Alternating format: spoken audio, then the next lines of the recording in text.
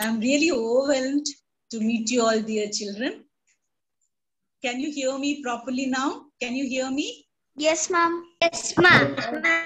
Yes, ma'am. So happy. I've been listening to your class for more than 4 or 5 classes, and I just barged in. I told Sachin, I really want to meet these kids. I really want to exchange my thoughts with these kids because this is a very brilliant group. Swami Paramarthananda, Swami Sukhabodhananda, and Dr. Hegde, who has been a guiding spirit all these years. And the classes that I'm taking now is a great inspiration from the classes of Dr. Hegde I've been attending all these years. So now, children, all these, I think since for more than 3 classes, you've been listening to the 16th chapter, the Ivasura Sampat Vibhaga Yoga. So, you know, there are 26 Daivi Sampats and 6 Asuri Sampats. I don't want to go in detail with all those because you have learned it, and I've been observing how accurate and precise you are in your expression. Each child is so perfect. So I don't want to take more of your time because I know you have prepared for your classes too. So now, the first one, let us first, before beginning the class, let me just remind yourself, our great Mahatma, the father of the nation, Mahatma Gandhi. See, when he began his life, he was just like anyone among us. He was very shy, he was telling lies, he was stealing, but there was one strong nature in him. He was deeply introspecting. He was self-introspecting himself. And in his childhood, 2 plays, you know all this because I've been observing you. You are thoroughly into the scriptures, thoroughly into our Puranic stories. So you know all this, but still to remind you, these 2 plays, Satya Harishchandra and Shravana Kumara, that played a strong impact. It had a deep impact in his childhood. Shravan Kumara, you know how he carried his blind parents in the sling, and Satya Harishchandra was abiding by truth come what may. So these 2 principles helped him to grow in his childhood. So you remember throughout his freedom movement, throughout his involvement with the freedom movement, he was all the time for non-violence and truth. And he revered his parents. He served his parents. See how he grew up. As he grew up, children, one or the other time, when it is possible, read his autobiography, My Experiments with Truth. Maybe from your group, I'm sure some of you must have read it because he goes on up in life.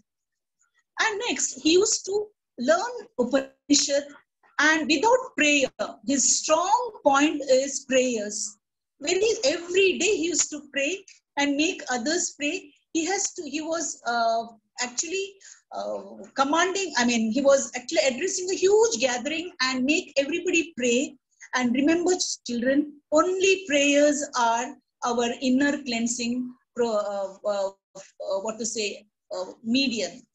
Only prayers help us to clean ourselves, or we become purified by our prayers. So prayers should not be stopped every day. We have to pray, students, to become more and more purer.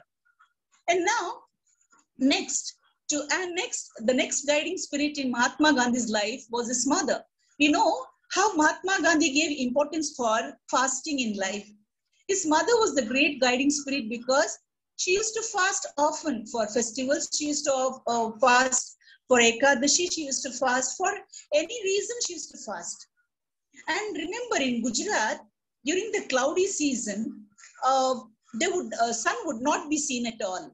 And in the fasting process, there is a system. You fast, and next day after you prostrate to the sunlight, you see the sunlight, prostrate before the sunlight, and then break your fast. And sun would not be seen for 2-3 days, and Gandhi would be so upset. As a small boy, he would always wait outside with his siblings for the sun rays to be seen on the sky, so that he can go in, pull his mother out, and so that make his mother break the fast. And this fasting stood by him throughout his freedom fighting, and you know how strong he was in his demands with the British by fasting. Now, next quote to go to Swami Vivekananda.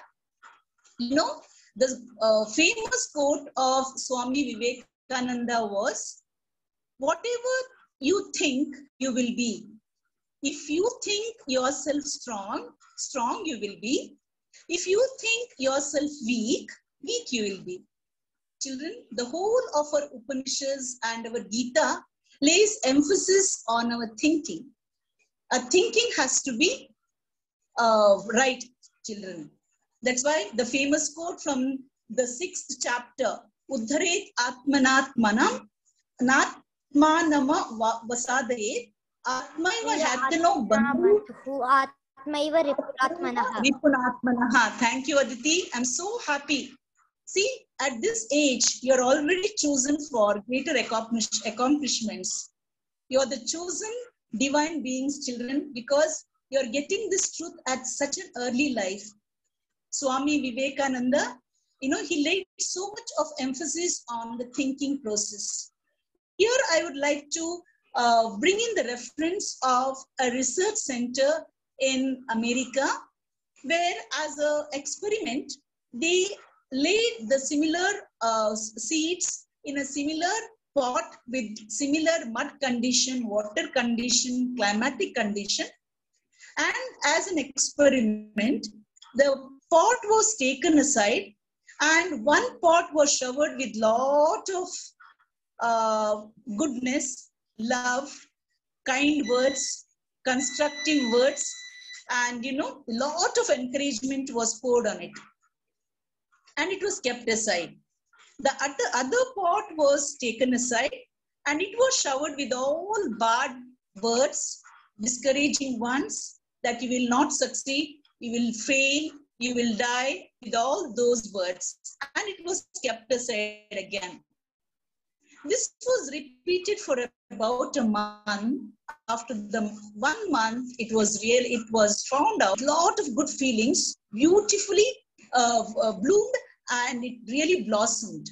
Whereas the pot that was showered with curses just dried and died. Children, if it is true of these seedlings, is it not true with our mind? Then how to keep our mind pure? So let us just examine by examples that we would be dealing in the class today. Now to bring in a small story, once again, just on a lighter vein, student, just a small story to make you understand how important this age of yours is. You are actually at the right stage of life to receive all the greater truths of life, the greater how to go higher. You will learn and you can adapt it in this stage of your life. This is just a lighter vein story. It seems when God created man, God created this world, he created the whole creation and just went, and he was about to go back. Suddenly somebody called him. When he looked back, it was the man. He was seeking God, and he was seeking God to give him more longevity. He said, God, oh God, you have given me only 25 years. You should have given me more longevity because you have given me brain, you have given me wisdom. So you should give me more years of life. 25 years is not enough. Children, but do you know what God said? God said, oh my man, my work is done. Now that the creation is over, I can never intervene with my own creation. But I know, now that you have asked, I cannot say no to you. You can do one thing. You can request to forego their life, years of life. You can take it from them and you can lead your life. So man looked around and God went off. Man looked around. There was a horse galloping next to him. So immediately he rushes to the horse and he says, "Dear horse, can you give me some years of your life?" Horse says, "By all means, you can take 15 years of my life." Because remember, children, the plants and animals live on instincts. They're not greedy like men. So it gave 15 years of life. But did man satisfy? No, he was not satisfied. He again looks around and there was a donkey. And he goes to the donkey and he says, "Donkey, donkey, can you give me some years of your life?" Donkey says, "Who needs this donkey's life? Take 20 years of my life." Then he goes around. Then again, is he satisfied? No. He goes next to a dog. Dog was there. And he says, "Dog, can you give me some life of years?" Dog says, "Why not? I don't need this dog's life. Take 15 years of my life." Is man satisfied still? No. Now the animals know that this man is up to something. So all the animals are keeping a distance from him. Only an earthworm could not run fast. So it got caught by man. And he went to the earthworm and the earthworm said, "Who wants this worm's life? Take all my longevity." So it gave him 25 years of life. Children, now tell me, what is man's actual years of life? 78 years. Huh? 78 What years. was man? 78. 25, No, 25. that's right. 25. Exactly. Very good, very good, very good. The first 25 years are man's life. The next 15 is you get a job, you aspire for a promotion, you want to get married, you get settled in life. So it's like horses galloping. Then at the age of 40, you realize whatever you do, this is all I get. So it's a donkey's life for another 20 years. You just slog like a donkey. At the age of 60, you're retired and you become a watchman of the house. And at the age of 75, you're like an earthworm, sick on bed. Children, the first 25 years are the most valuable period of our life. This is where we learn and construct ourselves. Now to bring in the reference of Dr. APJ Abdul Kalam, when he took over as a president, he had to take oath as a president. The first sentence he said, "I want the first sentence to be addressed to the children and the youth of the nation." And what was the first sentence that he spoke? He said, "Aiming small is a crime." That means, children, your capabilities are sky high, but we limit ourselves to just something, we make compromises. This is enough, that is enough. You must remember here, a greatest of the scientists use their brain only 4%. So that means we may not even be using 1% of our brain. So we have to learn to use our brain. And now, to bring in another reference from Abdul Kalam's life, remember he is the missile man of India.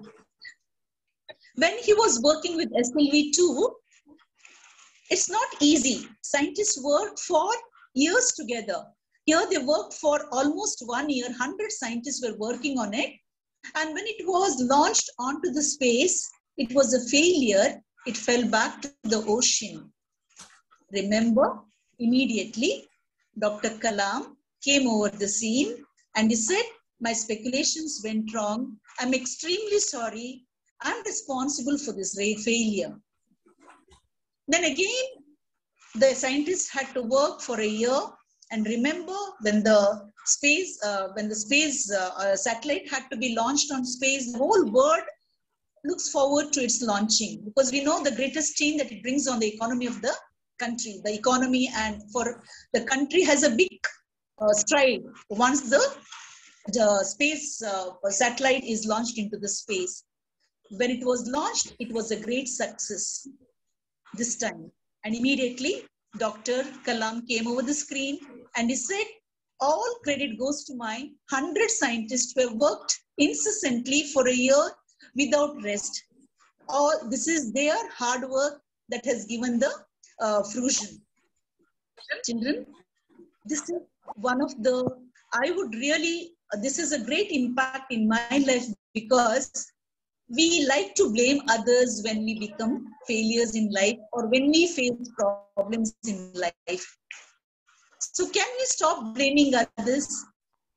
Can we learn this not to blame others for any of the problems that we have to inculcate in our life? When we have the example of such great personalities, it is easy to imbibe these qualities, children. Now to go to the next example, I would bring in the reference of Dr. Karjagi, who has been the director of the Jain University, and not only the director, he has been acclaimed by the world as one of the best orators. The whole country looks forward to his motivating speeches. Children, when he had gone to Japan, hope you are following me, children. Should I stop somewhere? No. Are you understanding? Yeah, no? Can I go Ma'am, go can ahead? you go a little bit slowly? Okay. I will, surely. Okay. See, Dr. Karjagi, he went to Japan on some scientific project. And there, after the research work is done, he had some time to go and visit places in Japan. So what did he do? He went to a park. Is it okay now, children? Is it okay? Should I be slow still? No, ma'am, you were crystal clear now also and before also. Okay, thank you. So when he went to a beautiful park, Japanese parks are beautiful. So he went to one of the beautiful parks of Japan and he was strolling around in the park, enjoying the beauty. Suddenly he happens to see a toy seller. And he suddenly remembered his son at home. He wanted to buy a toy for his son. So he goes to him and buys a toy. And normally when you buy a toy, what do? You want to know the mechanism of the toy. So he learned from him how to operate the toy. Then what happened? The toy seller went off, but Dr. Karjagi wanted to try it. So when he was trying the mechanism, suddenly, instead of going vertical, the toy went horizontal and struck a small child which was holding the parent's hand walking in the park. It had a sharp edge and that struck at the boy's forehead and the child started bleeding and he started crying painfully. And Karjagi was flustered. He was so scared because he was totally nervous. If the same thing happens in India, we know what happens here. He will be beaten up. Or he being a man of that repute, he was scared of the humiliation and insult that was awaiting him next. And he was standing nervously and with folded hands, he didn't know, because he didn't know Japanese, he wanted to apologize with the parents, but he was surprised to see the child's father approaching him with all humility and telling him, don't worry, it happened by mistake. I can understand you. He did not do it intentionally. Karjagi was speechless. And he said, the wife was sitting down on the ground and she was trying to give first aid to the child and she was talking slowly to the child, trying to pacify the crying child. So he said, so he was really speechless and he tells the gentleman, I think your wife must be really very hurt because I have hurt her child. So the young man says, no, the wife is not hurt. She's trying to pacify the child. She's also not angry with you. Dr. Karjagi could not believe this at all. He said, how can this be possible? Why are you not angry? If I were to be in your place, I would have definitely got angry. But why are you not angry? The answer that the gentleman gave next really changed Dr. Karjagi's thinking. It was a great impact on his life, and he has shared this experience everywhere in his books as well as in many of his speeches. The man said, after Hiroshima and Nagasaki devastation, Japan does not afford to get angry. So the young and the children are taught repeatedly not to get angry, because anger and hatred does not lead to anything but destruction. children. What a beautiful example for us to abide by this value, not to get angry children. So next, I would try to bring in the reference of how the Temple University of Philadelphia came into being. Temple University of Philadelphia is one of the 10 best universities of USA. Remember, this was towards the end of the beginning of 20th century, almost at the end of the 19th century. It was a small room in Philadelphia, and every Sunday a priest would come there and do some prayers. Sunday mass, Sunday prayers. He would conduct Sunday prayers there and people would come. But every Sunday, more and more people turned up, and it happened that the room could not hold any more people. So people started crowding in outside on the corridor, near the window, on the pathway. They were standing. And one day, what happened was the prayer was going on. There was a small beggar girl in tatters and in a very miserable state. She was standing near the doorway. Because of a small frame, she could squeeze in between the people and listen to the prayer. And she was praying intently. After the class was over, looking at the crowded room and the people crowding outside, the priest was tempted to tell the crowd, see people, gentlemen, this room is too small for us to accommodate all of you. So if you can contribute little from all of you, this room can be expanded into a hall so that all of you can be accommodated inside. And the people dispersed because the prayer was over. The people heard it, all went back. They dispersed. The girl also went back. The small girl also went back. Then she was not seen at all. Ma'am, you are not audible. You are audible, ma'am. Okay. So after 4 or 5 months, Ma'am, you are not audible. I'm not audible. Audible. Very audible. Thank you. Raghav, that's only for him. After 4 or 5 months, the prayer was going on as usual on Sunday. But that day, as the prayer was going on, one lady, a miserable, beggarly lady, came over there, and her expression was so grief-stricken. She was totally in grief. She was waiting in all earnest for their prayer to get over. As the prayer got over, she rushed to the priest and, she broke into tears and she gave a small bundle to the priest. And the priest was surprised and the people were also surprised because she looked very much like a beggar, but she had something to give the priest. The people were all, spellbound, and they were watching the whole scene, the people who had gathered there. She gave a small bundle and broke into tears, and she says, with grievous voice, she says, my daughter had come here some months before, and she heard you telling the crowd that if all could donate some money, the room could be expanded into a hall. So we being beggars, we cannot afford to give more. So my daughter started saving with whatever meager money she got from her begging. And this was her last wish. The priest was shocked. That means your daughter is no more? She said, yes, she died of tuberculosis. We could not save her. We did not have money to save her. But this was her last wish. That is why before burying her, I wanted this money to reach you. The priest was really short of words. He was standing there gaping at her, and he did not have words to console her, to look at the love of the mother for the child as well as the child's last wish. And then the people gathered there were ashamed of themselves because they could give something, but they had not given, and they had totally forgotten about the priest. And everybody gave immediately whatever they could give.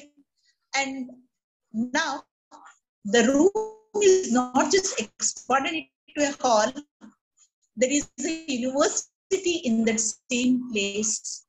See, a girl's small, so can you have this pure intention? Children, what is pure intention? What do you mean by pure intention? What do you understand by pure intention, Ma'am, students? if Can you tell me, someone children? means intent something by heart, then we can call that a pure intention, which Very is good. Exactly. Without any selfish motive, it is beyond all purpose and meaning, isn't it? She had to give and she gave. Such a simple and straight intention. There is nothing so nothing has come in between her intention and herself, isn't it?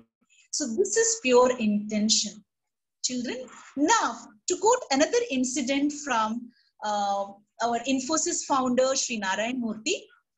See, when he graduated from his university as an engineer, he was in search of a job.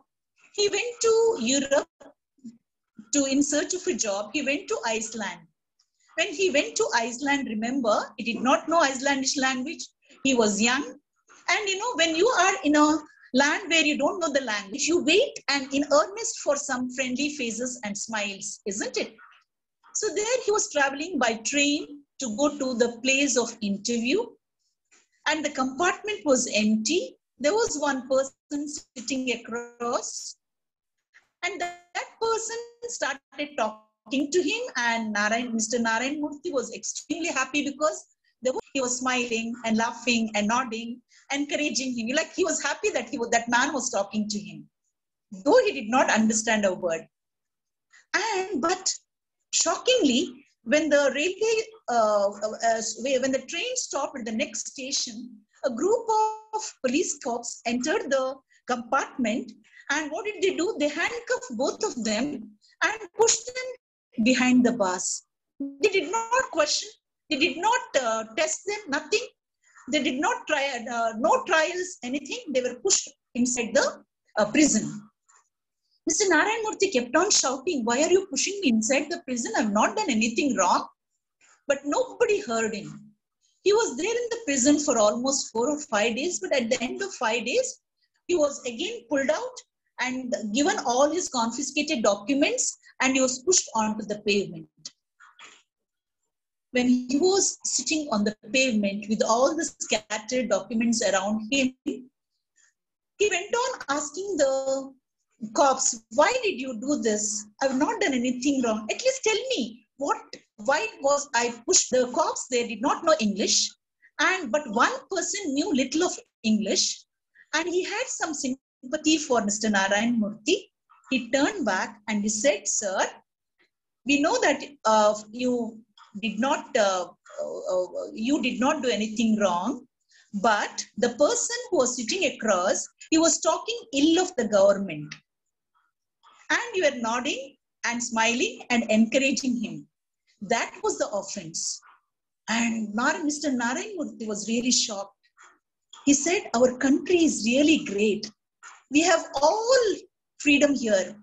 Freedom of speech, freedom of press, freedom of, we have so many freedoms here. We have every freedom.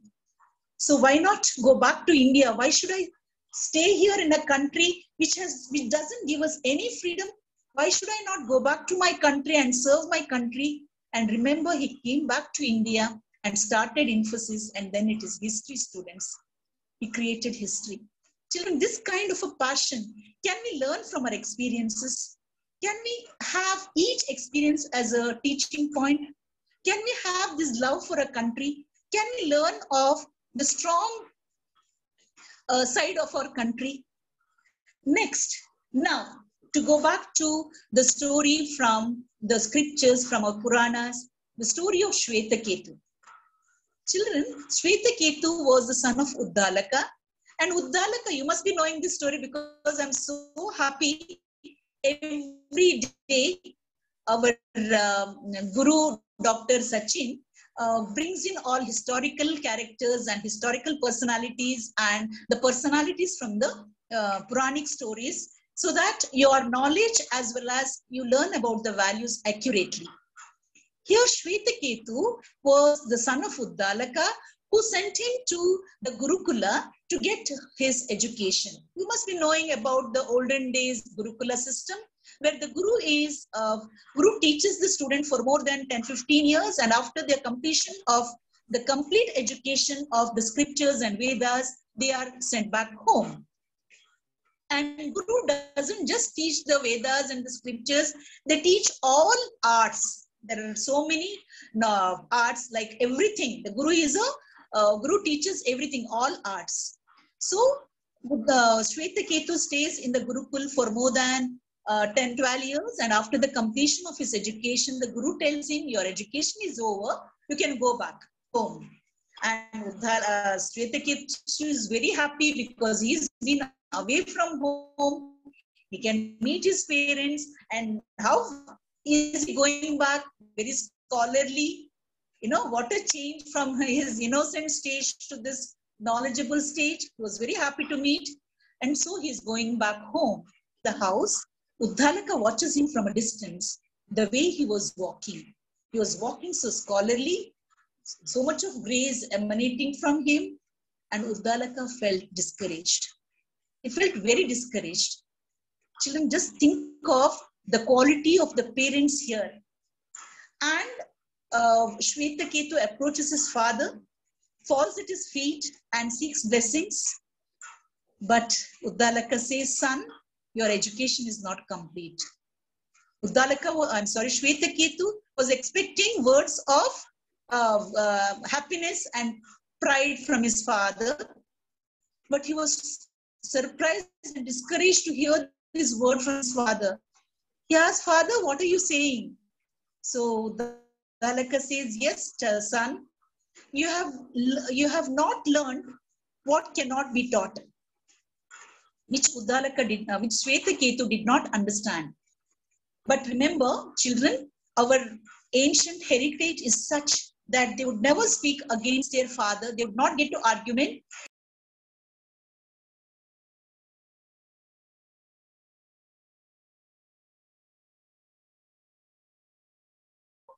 That Guru knew that he would come back. He smiles at Shwetaketu and he tells him, yes, I knew you would come back.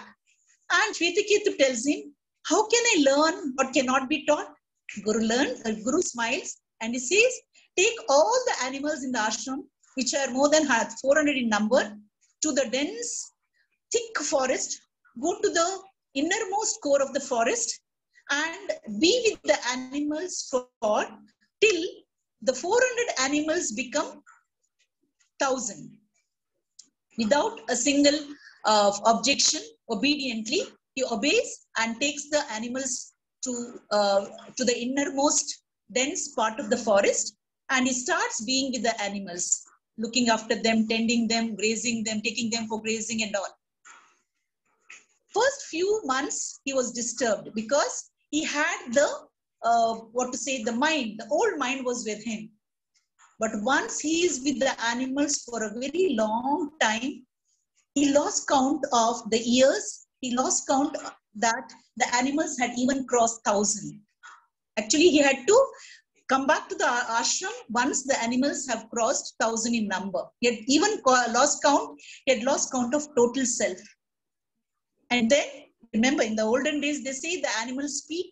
And one of the cows tell him, we have crossed 1,000, now it's time to go back to the ashram. He remembers the Guru's instruction and goes back to the ashram. When he goes back to the ashram, Guru knew that he was approaching. He calls all his shishyas and shows them, see how Shwetaketu is coming with the animals. He is no more Shwetaketu, he is one with the surrounding. With all humility, because being with the animals, he has been like an animal now. The same humility, same simplicity. See, this is called as humility, children. He has become one with the surrounding. This is another story that we have to learn in life. This is a value that we have to keep in mind, because you're all the chosen ones for the greater accomplishments. Now, you should understand, children, all the values are needed for disciplining ourselves. Unless we discipline ourselves, we cannot attain the higher goals of life. Now, to go back to Swami Raman Maharshi, he would always tell whoever approached him with a problem, he would say, just question, who are you? And then, see, when you say, who are you? We start thinking that's on the philosophical level. We understand that we are nobody. We are just not even a speck in this wide spectrum. When we are nobody, what is there to be proud about? When we go ahead in life with this feeling of nobody, then our direction of life becomes very, very clear. Then we can really achieve our goal. Children, I've taken a lot of your time. I'm really thankful for Dr. Sachin for giving me this opportunity. Share a few thoughts of mine. I'll conclude my talk here. Thank you once again for your patient listening. If you have any questions to ask, you can ask.